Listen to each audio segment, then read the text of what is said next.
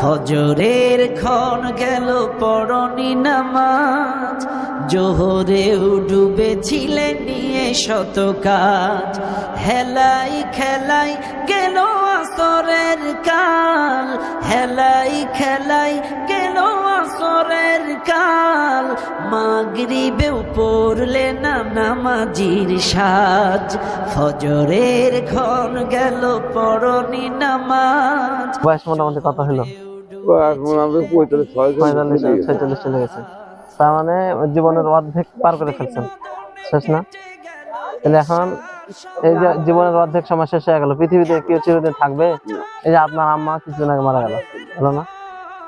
জলজন্ত একটা মানুষ, এই যে সকালে ডাক দিয়া বলতেন মা কই, বা দেখা সাক্ষাৎ হইতো, এখন দেখা হয়? কোনো কায়দা আছে কি? কোনোভাবে তার সাথে দেখা সাক্ষাৎ করার কোনো কায়দা আছে? কোনো কায়দা নাই। এই জন্য এই যে দেখেন, চিরদিন যেহেতু থাকতে পারবেন না, পারবেন কি? দেখেন আপনি নামাজ, হ্যাঁ আজকে জোহর শুক্রবার, এই যে শুনেন, আজকে জোহর শুক্রবার, মানুষের দেখা দেখে না আপনি আপনার জন্য আপনার পরিবারটা নষ্ট করছেন। আপনি পরিবার দায়িত্বশীল, আপনি যখন নামাজ পড়বেন সবাই নামাজ পড়বে, চাষি নয়ন টয়ন পিটাইবেন নামাজের জন্য। নয়ন নামাজ পড়তে সুন্দর, ইনশাল্লাহ 5 ওয়াক্ত নামাজের কথা আল্লাহ কবুল করুন ইনশাআল্লাহ। কোনো সমস্যা নাই, কিছু নাই। নামাজ পড়তেছে না কি জন্য? আজকে তোমার থেকে শুরু করবা, তোমার যাবা কিন্তু কি বলো, কি বলছে বলো? জুমা থেকে এক ওয়াক্ত নামাজ ছাড়, তোমার যে যাবা কাল জন্য পাই। নামাজ কালাম পড়তা, প্রথমে ভালো নামাজ কালাম কিন্তু ও পড়তো, বুঝছেন? তোমার এই রমজান মাসে দোয়া শিক্ষা হইতো, সব থেকে ও বেশি দোয়া মুখস্থ করছে, ও সব থেকে বেশি দোয়া আমার মুখস্থ আছে রমজান মাসে।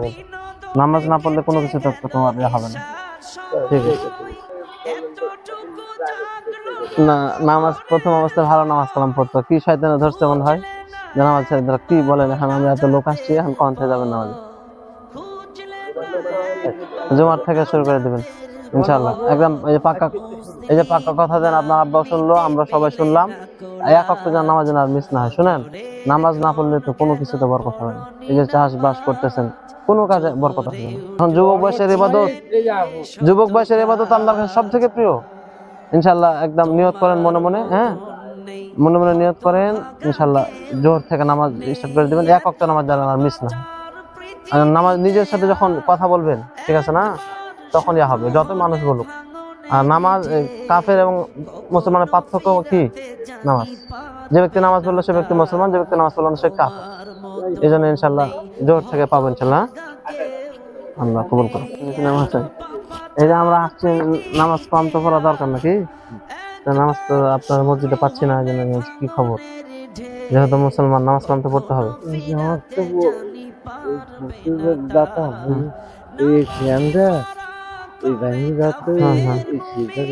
সিজদা দিবেন না, আপনি বসে নামাজ পড়বেন।